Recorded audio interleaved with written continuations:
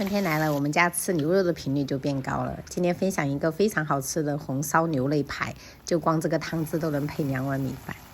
這牛肋排一定要提前2小時泡一下血水啊，泡到這種有一點點發白，然後就可以了。我們是準備了3斤，放到冷水裡面，我們焯水一下，來點薑蔥哈，料酒，大火燒開。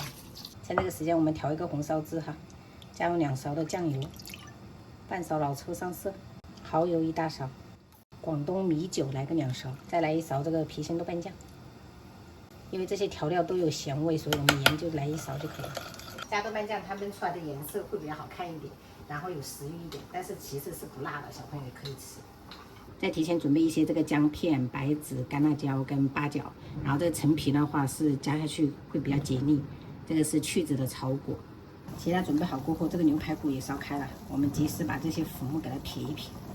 所以我們家1年4季吃牛肉的频率是挺高的，特別是春天，多給小孩子做一點，然后再煮個3、5分鐘。过后我們就給它打撈起來。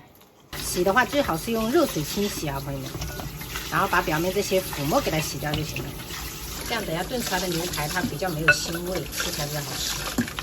鍋裡倒油，我們加入20克左右的冰糖，我們炒一下糖色。小火不停的炒，就炒到這裡看有點冒泡了，這個狀態就有一點焦糖色，我們就可以下入這個牛排骨，給它翻炒均勻。這樣燉出來牛排它後續顏色很好看。然後再把這些香料給它放上去，給它翻炒翻炒。最後再把調好的這個紅燒汁給它倒下去哈，把這個醬香味給它炒出來。你們看一下這顏色是不是很有食欲？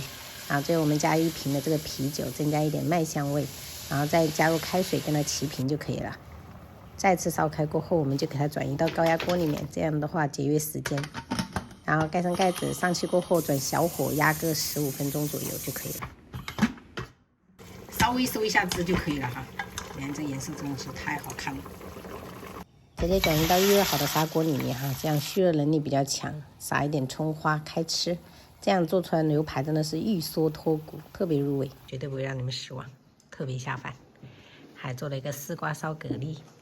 這個是糯米筍炒火腿腸，湯的話就是做的是紫菜蛋湯，加了一點這個魚丸，冰箱還剩下的一些，開吃，香味撲鼻，我的天哪！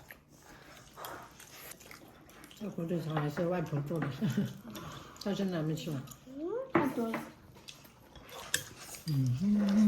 香喷噴。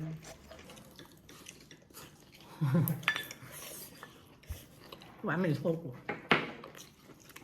太香了。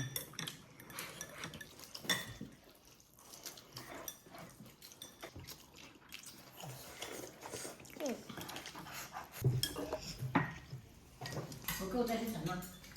不然怎麼封住吧？多吃點。我吃了很飽了。你記得要去那個合唱团啊。